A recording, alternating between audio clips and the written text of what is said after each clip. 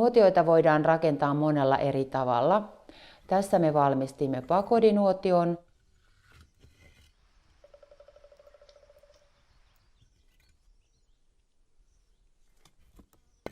ja ristikkonuotion.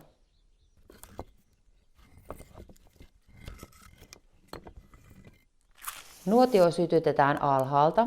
Sytykkeenä käytetään tuohta tai sytytyspaloja.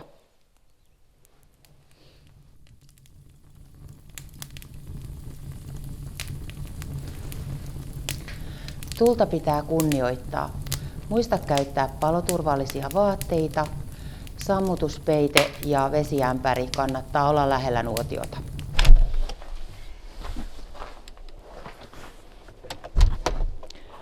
Kodasta lähtiessäsi siisti jälkesi ja varmista, että tuli on sammunut.